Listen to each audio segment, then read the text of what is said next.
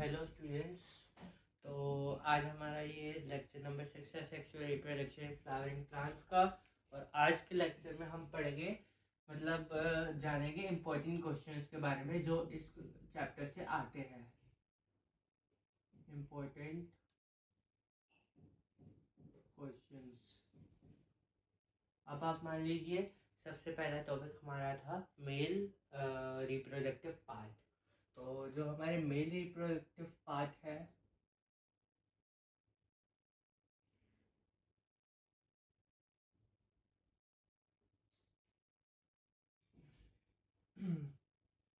उसमें से एक तो हमारा आ सकता है प्रोसेस ऑफ माइक्रोस्पोरोजेनेसिस।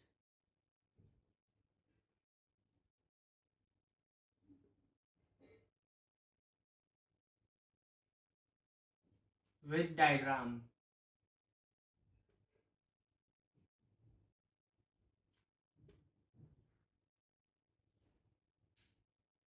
इसके बाद हमारा इसके अंदर आ सकता है जो हमारे पोलन ग्रेन्स है,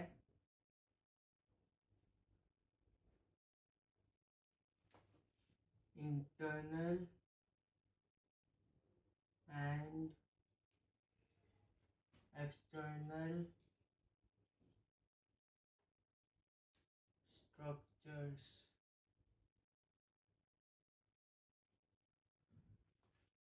स्ट्रक्चर विद डायग्राम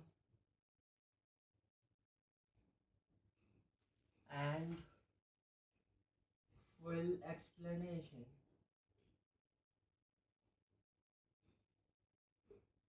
मतलब जो हमारा पोलन ग्रेन्स में वेजिटेटिव सेल इन जनरेटिव सेल का पूरा डायग्राम कैसे वो डेवलप होता है हमारा पोलन ग्रेन के अंदर।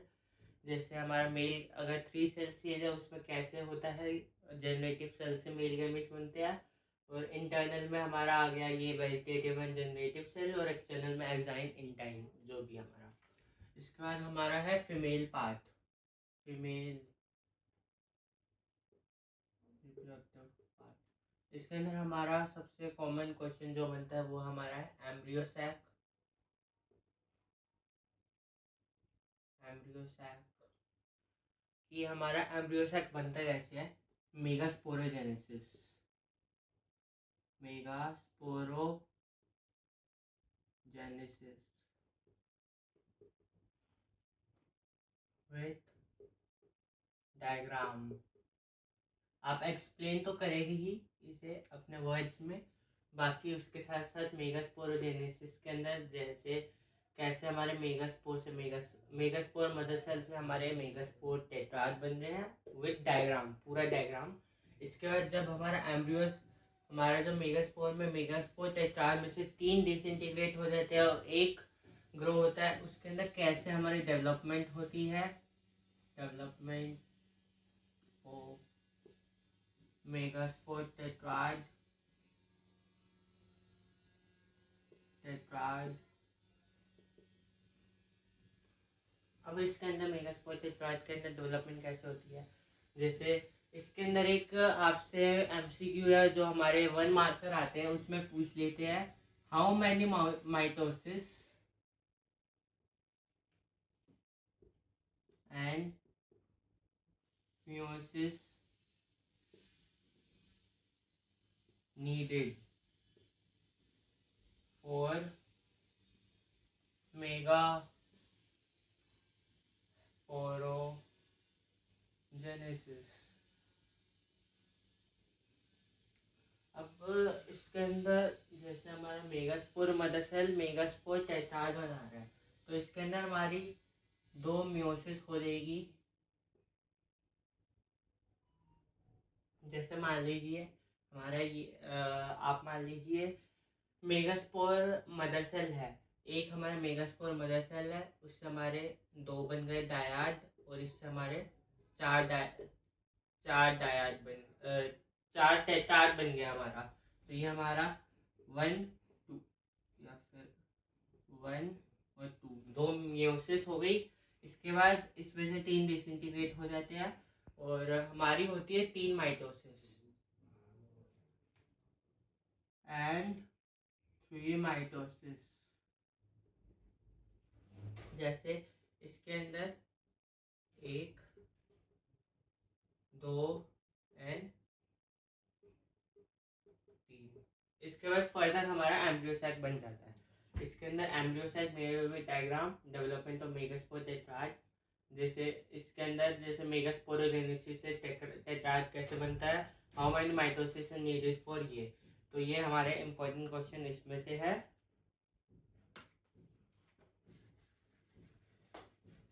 इसके बाद फीमेल पार्ट में हमसे कभी कभार एम्ब्रियोसैक का स्ट्रक्चर पूछ लेते हैं। एम्ब्रियोसैक स्ट्रक्चर,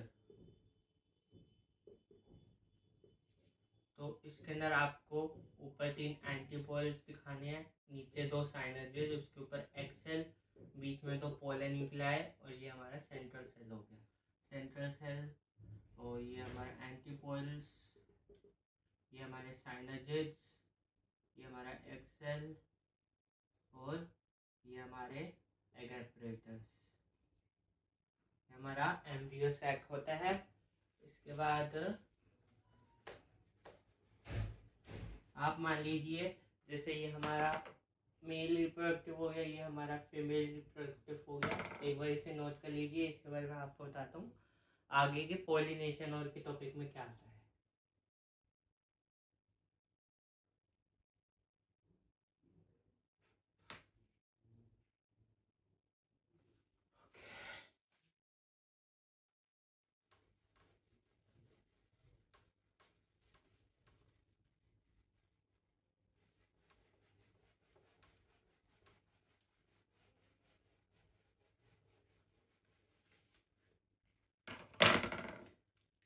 आगे के टॉपिक में पॉलिनेशन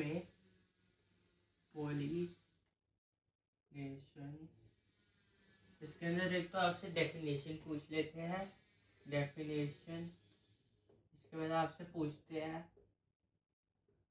टाइप्स ऑफ पॉलिनेशन। इसके बाद आपसे इसमें एक इम्पोर्टेंट सवाल है कि एक डायग्राम दे देंगे, जैसे आप मान लीजिए ये है, इसके अंदर हमें यहाँ एक फ्लावर दिखा देंगे, ये फ्लावर है, यहाँ पर कुछ स्टेम्स है, एक यहाँ पर फ्लावर दिखा देंगे, और ये हमारा एक यहाँ पर फ्लावर दिखा देंगे। इसके अंदर पूछ लेंगे कि हमारा जैसे ये ए क्या है और ये बी क्या है। तो इसके अंदर ये मैंने बताया था कि ऊपर जो हमारे स्टिग्मा और पोलन ओपन हुए हुए होते हैं एयर पे, वो होते हैं हमारे चेस्मोगैमस,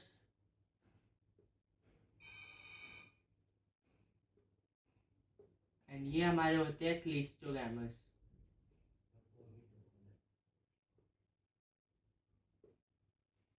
तो इसके बाद अब ये हमारा हो गया चेस्मोगैमस, क्लिस्टोगैमस, ऑटोगैमी में। ओके, इसके बाद हमसे इसमें गीटनोगैमी एंड जीनोगैमी भी पूछ लेते हैं। तो जीनोगैमी, गीटनोगैमी, ये एक इम्पोर्टेंट सवाल बनता है हमारा। 2 या 3 मार्कर, 2 मार्कर या 1 मार्कर में बनेगा क्लिस्ट, या फिर तो आपको अगर हमारे 3 मार्कर में 3 पार्ट दे दिए कि पहला पार्ट में हमें ए ये दे दिया, बी में कुछ और दे दिया, और सी में और कुछ दे दिया, तो इसमें ए में हमें चेस्मोगैमस क्लिस्टोगैमस पहचानने के लिए दे सकते हैं। एक ये हमारा इम्पोर्टेंट क्वेश्चन हो गया। इसके बाद हमसे पूछ लेते हैं biotic and abiotic agents. अब मेनली जो बायोटिक होते हैं इंसेक्ट में, हमसे इंसेक्ट्स पे पूछ लेंगे कैरेक्टरिस्टिक्स ऑफ फ्लावर्स, फ्लावर और इंसेक्ट पॉलिनेटिंग,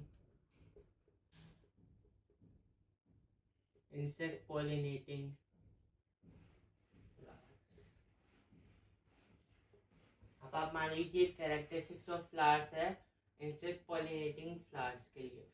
जैसे इसके अंदर फ्रेगनेंट होनी चाहिए, कलरफुल होने चाहिए और हमारा जो नेक्टर फुल होना चाहिए फ्लावर। तो वो हमारे कैरेक्टरिस्टिक्स हो गए। इसके बाद हमारे कैरेक्टरिस्टिक्स के बाद इंसेक्ट में पूछ लेते हैं हाँ फॉल ओडोर किसके लिए चाहिए होती है। Foul odours are needed for which insects. तो इसके अंदर हमारा फ्लाइज एंड बीटल्स था। Flies and beetles.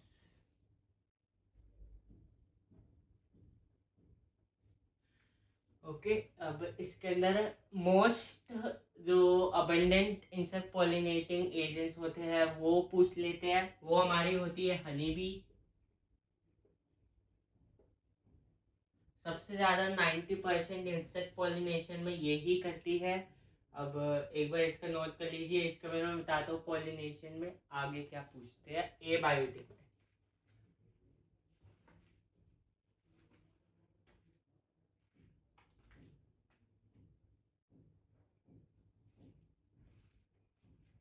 Okay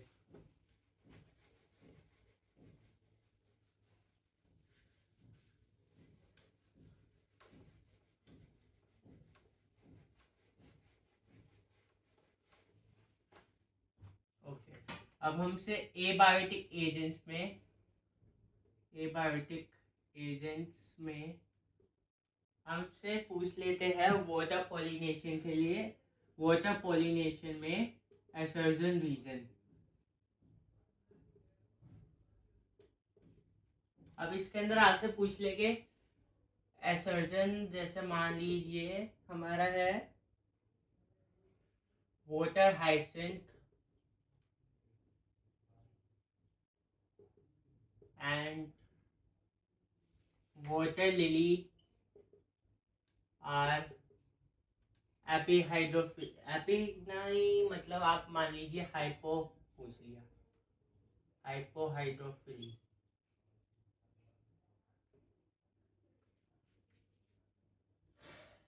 and हमारा जो रीजन है वो पूछ लिया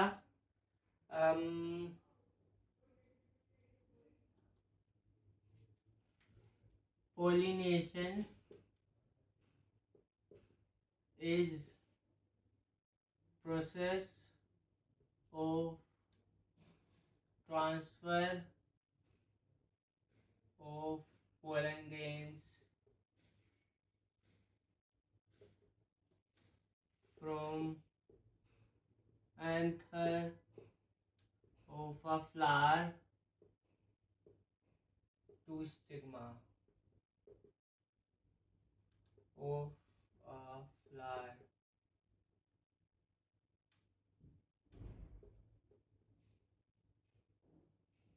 ओके अब इसके अंदर अगर आपसे पूछ लिया बोटा एसेंट एंड बोटा लिया हाइपोहाइड्रोफिली, मतलब वो सबमर्ज होते हैं, तो हमारा सर्जन इसमें ही गलत हो गया। हमारे पास 4 ऑप्शन होते हैं। पहले में ANR2 and R is correct for A।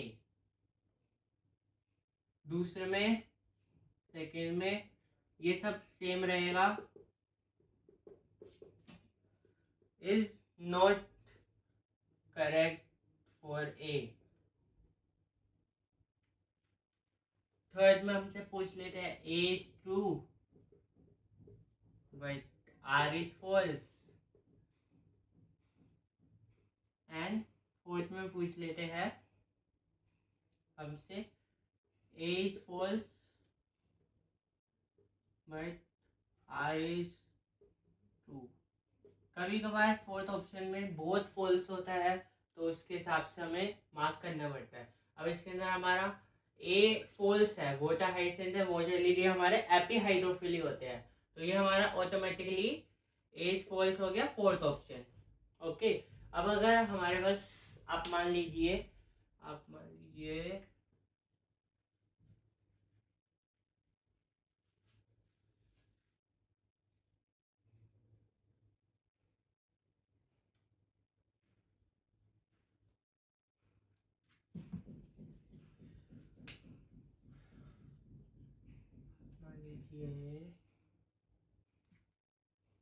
ये भी रफ कर देता हूँ। आपसे पूछ लिया pollen grains are long ribbon like in case of hypohydrophily। Okay, अब आप मान लीजिए हमसे पूछ लिया reason pollen grains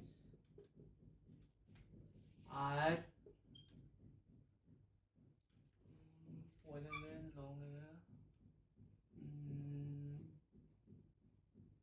long hydrophily in hypohydrophily pollination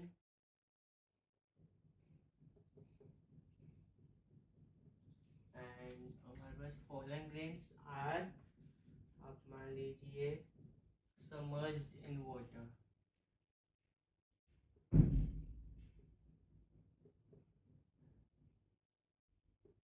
या फिर आप मान लीजिए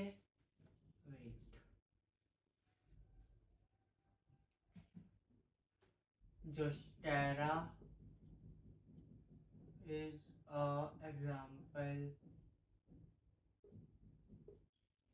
of hypohydrophily। ओके, अब आपसे हम पूछ लिया तो इसके अंदर हमारे दोनों करेक्ट है, और जो हमारा जोस्टेरा है एग्जाम्पल ऑफ हाइड्रोफिली है, ये दोनों रिलेशन में नहीं है, तो ये हमारा ए सेकंड हो जाएगा। अब आप मान लीजिए हमसे पूछ लिया थर्ड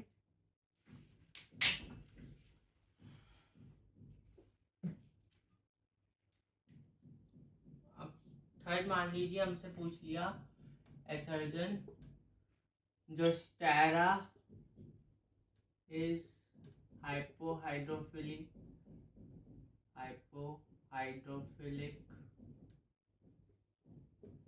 इन नेचर, या फिर आप मान लीजिए has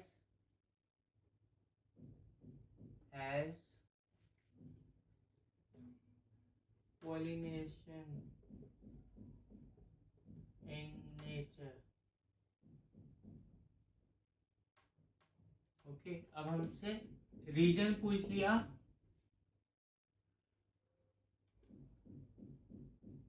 their pollen grains are have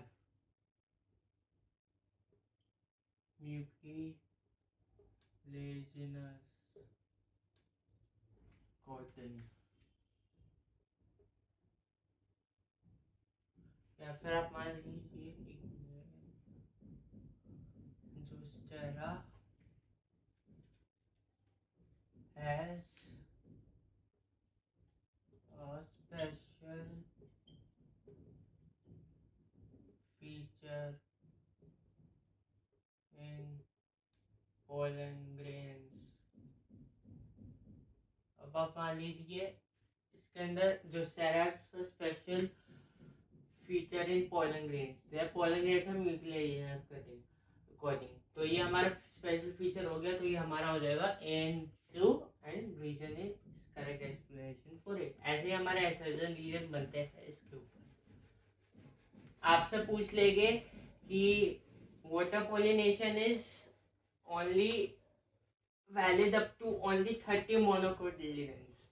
अगर आपसे 30 की जगह 20 भी कहा ना, तो 30 तो हमारा ट्रू होएगा, बट 20 हमारा फॉल्स हो जाएगा, बिकॉज अकॉर्डिंग टू एनसीईआरटी हमारा 30 मोनोकोटिलिडेंस तक है। अब इसके बाद हमारा है outbreeding devices.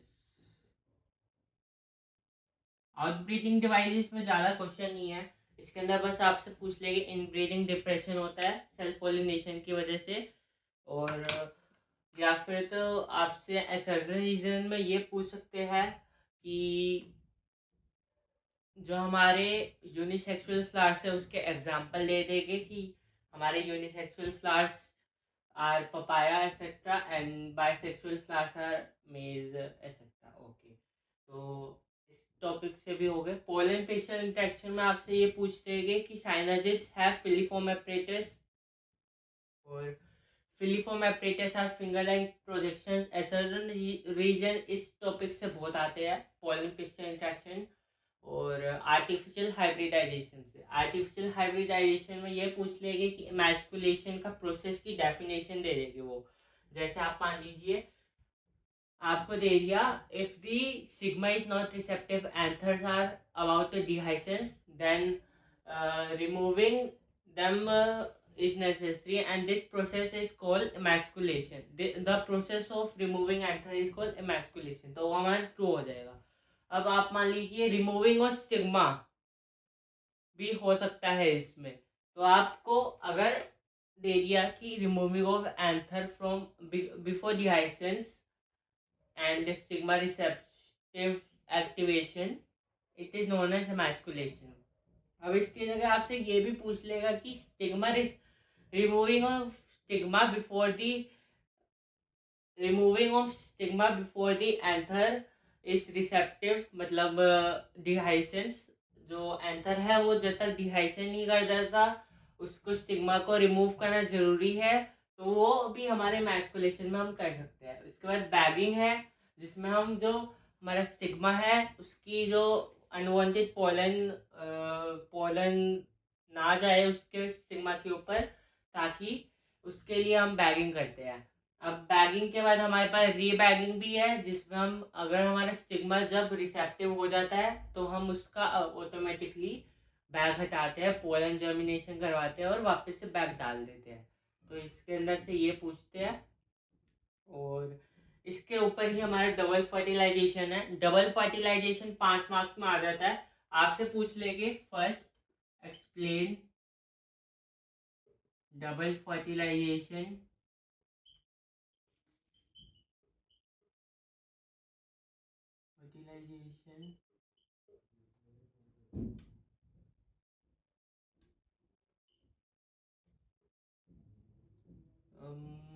Double fertilization with the help of diagram, help of diagram। अब आप मान लीजिए मैंने डायग्राम बनवाया था, ये T90 पोल्स, ये अब हमारा ये पोलन क्यूब आ रही थी, तो ये हमारा पहला स्टेप होएगा डबल फर्टिलाइजेशन में। इसके बाद दूसरा स्टेप होएगा हम इन्हें डिसइंटीग्रेट करते हुए दिखा देंगे, और जो हमारा एग है इसको फ्यूज होते हुए दिखा देंगे। और थर्ड स्टेप हमारा हो जाएगा जिसमें हमारे ये फुली डिसइंटीग्रेट हो चुकी है और हमारा सिर्फ एक्सेल एंड सेंट्रल न्यूक्लियर रह गया। जैसे आप मान लीजिए ये है हमारा, यहाँ पर एक्सेल है और ये हमारा सेंट्रल न्यूक्लियर है। अब ये हमारा पैक है, ये हमारा पेन है। अब इसके अंदर जो हमारे न्यूसेलस के अंदर बाकी सेल है वो डिवाइड होने स्टार्ट हो जाते हैं और हमारा एंडोस्पर्म बनता है। एक हमारा primary nuclear free nuclear endosperm बनता है, और एक हमारा सेलुलर वो नारियल के अंदर जो व्हाइट कलर को गिरी होती है वो सेलुलर हो गई, और जो हम पानी पीते हैं वो हमारा हो गया free nuclear endosperm. Double fertilization में ये पूछ लिया। अब ये 5 मार्क्स में अकेला नहीं आ सकता है, इसके साथ साथ पूछ लेंगे डिफाइन एपोमिक्सिस एंड पार्थेनोकार्पी।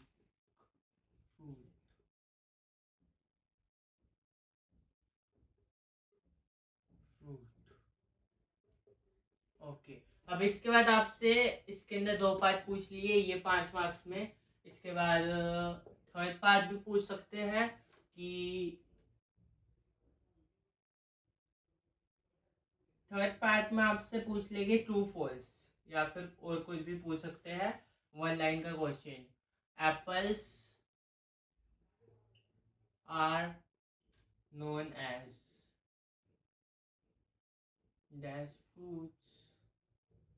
वैसे इस टाइप का क्वेश्चन आता नहीं है एप्पल्स वाला, इसका एक सेपरेट क्वेश्चन बताता हूँ। आपसे असर्जन रीजन पूछ लेते हैं इसमें। Reason apples are true fruits and they develop without या फिर देखी जगह apples develop with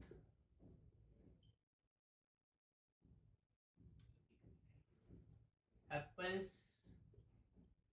have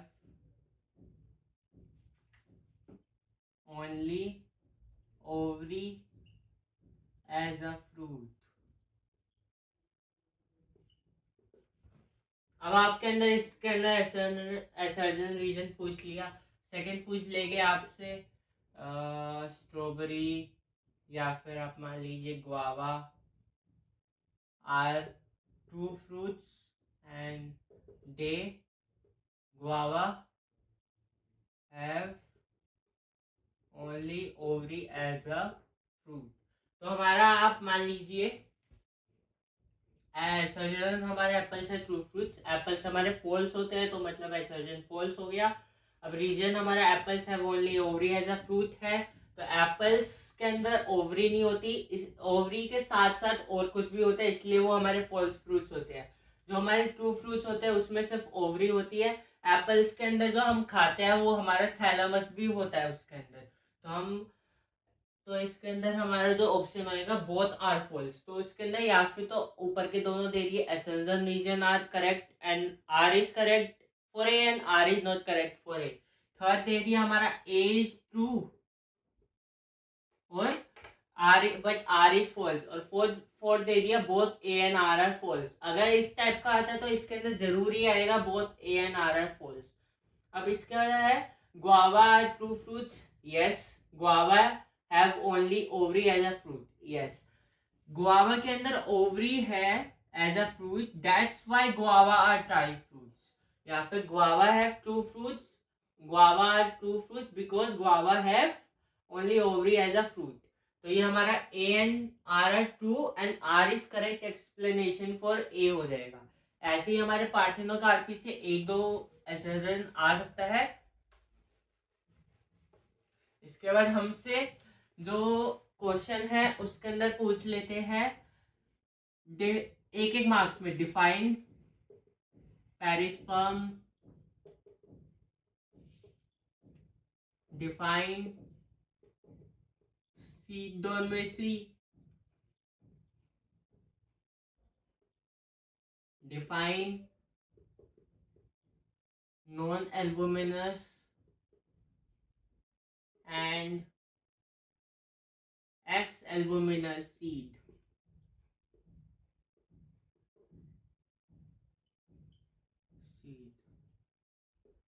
okay अब हमारा पेरिस्पर्म होता है जब न्यूसेलस बच जाता है हमारा।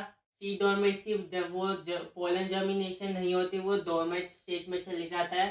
अगर हमारा पोलन जर्मिनेशन हो जाएगी तो वो सीड जर्मिनेट होने लग जाएगा।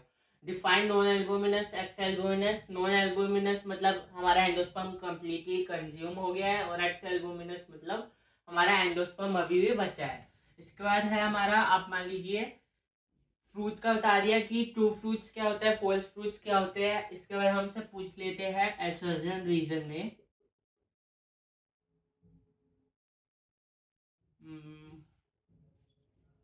स्क्यूटैलम is the cotyledon of monocots। या फिर इसमें पूछ लेंगे cotyledon of monocots are known as scutellum. तो हमारा स्क्यूटैलम सही है, मतलब असर्जन सही है। इसके बाद रीजन पूछ लेंगे they have only one cotyledon.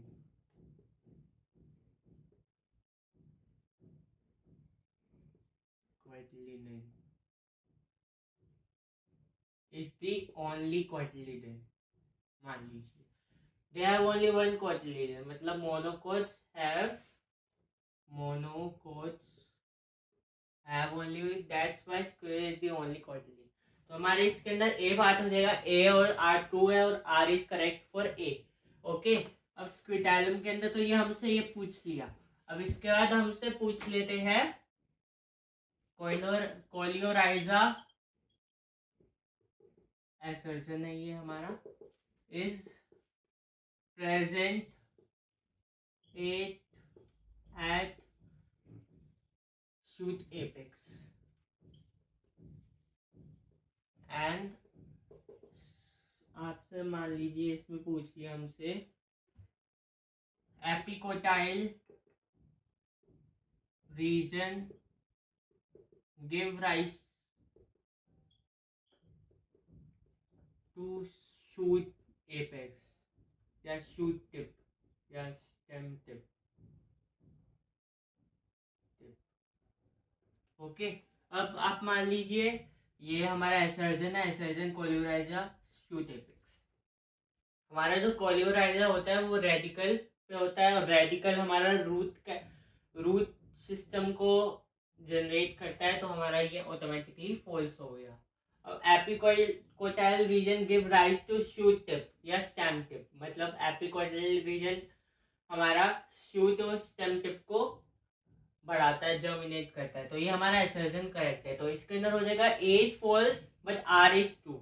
ऐसे हमारे पास इसमें coleorhiza is present at shoot apex होता, तो ये both are true and R is not correct explanation हो जाता। अब इसके अंदर इस एपिकोटाइल की जगह हाइपोकोटाइल दे सकते हैं शूट टिप के साथ, वो हमारा फॉल्स हो जाएगा, और हाइपोकोटाइल देते हैं हमारे साथ रूट कैप के साथ दे सकते हैं, वो हमारा ट्रू हो जाएगा। और एपिकोटाइल भी हमारा दे सकते हैं रूट कैप के साथ, वो भी हमारा फॉल्स हो जाएगा। इसके अंदर इतनी क्वेश्चन बनते हैं। इसके बाद आगे का टॉपिक हमसे एक, मतलब जब मैंने एग्जाम दिया था तो मुझसे ये वाला डायग्राम पूछ लिया था।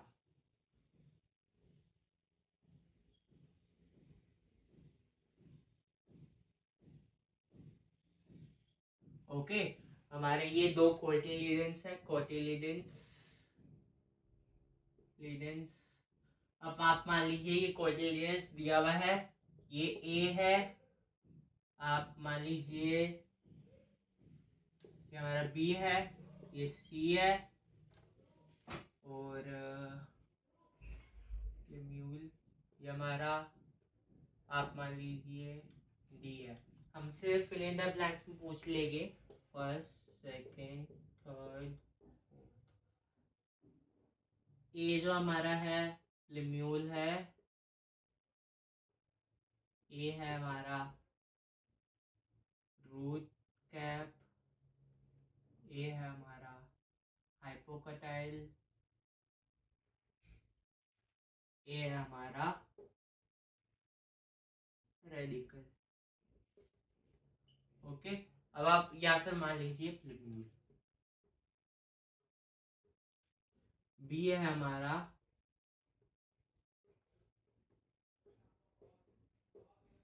रेडिकल,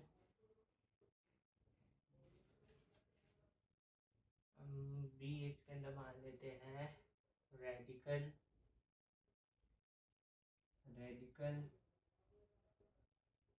और हाइपोकोटाइल के अंदर हम मान लेते हैं हमारा है रूट कैप।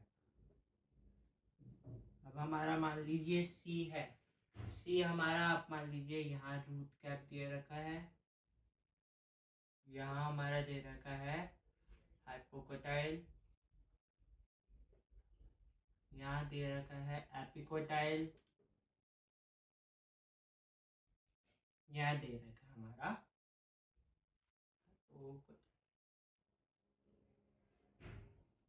बस 3 या 4 ऑप्शन आएंगे। अब हम चेक करेंगे ए या फिर डी ऑप्शन भी दे देता हूँ।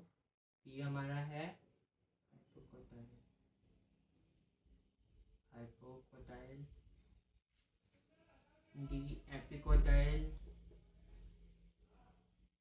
डी हाइपोरेडिकल, एंड डी हमारे इसके अंदर पूछ लिया डी एपिकोटाइल। अब आप मान लीजिए हमसे ये ऑप्शंस दे रखे हैं 4। इसके अंदर हमारा फर्स्ट ऑप्शन जो ए है वो हमारा प्लीम्यूल है, मतलब हमारा 4th होएगा या फिर फर्स्ट होएगा, ये दोनों कैंसिल हो गए। इसके बाद जो हमारा बी है वो रेडिकल है, ये भी हमारा ए है या बी है। अब हमारा सी है रूट कैप, अब इसके अंदर रूट कैप दे रखा है और इसके अंदर हाइपोकोटाइल है, ये हमारा ऑटोमेटिकली करेक्ट है, ये हमारा गलत हो गया। इसके बाद डी भी एक बार चेक कर लेते हैं। डी हमारा ये हाइपोकोटाइल ही रीजन होता है, ये जो हमारा एम्ब्रियोनल एक्सिस होता है इसके ऊपर का रीजन एपिकोटाइल होता है। आप मान लीजिए ये हमारा एम्ब्रियोनल एक्सिस है और नीचे का रीजन हमारा हाइपोकोटाइल होता है। हमारा ऐसे पूछ लेते हैं कोटिलिडेंस के ऊपर, ऐसे हमसे एम्ब्रियो सैक में भी लेबलिंग पूछ लेंगे। और तीसरा जो लेबलिंग का पूछते हैं वो है हमारा जैसे डेवलप जाइगोट के बाद।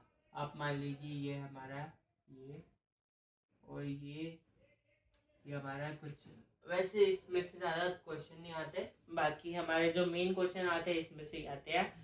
और कोई तो टॉपिक नहीं रहा। बाकी एपोमेक्सिस पॉलीएम्ब्रियोनी में से एसेजनल रीजन आ जाएगा कि सीड विदाउट फर्टिलाइजेशन बनता है तो हमारा एपोमेक्सिस है। और अगर हमारा मोर देन जैसे न्यूसेलस सेल डेवलप होते गए और हमारे बहुत सारे एम्ब्रियो सैक बना दिए तो हमारा वो पॉलीएम्ब्रियोनी हो जाएगा। इसके बाद और कोई टॉपिक तो नहीं रहा। बाकी आज की वीडियो में बस यही है, इतने ही हमारे क्वेश्चन मेन बनते हैं। अगर आप इतना करके जाएंगे अच्छे से तो आपका पेपर में इस चैप्टर में फुल मार्क्स आ जाएंगे। तो आज की क्लास के लिए बहुत बहुत धन्यवाद। लाइक शेयर एंड सब्सक्राइब कर दीजिएगा, और ताकि और भी जितने छात्र हमारे 12th के बोर्ड के एग्जाम्स दे रहे हैं बायोलॉजी का, वो इस चैनल तक रीच करके अपना पढ़ सके और इस चैप्टर में अच्छे मार्क्स ला सके। तो बहुत बहुत धन्यवाद, थैंक यू।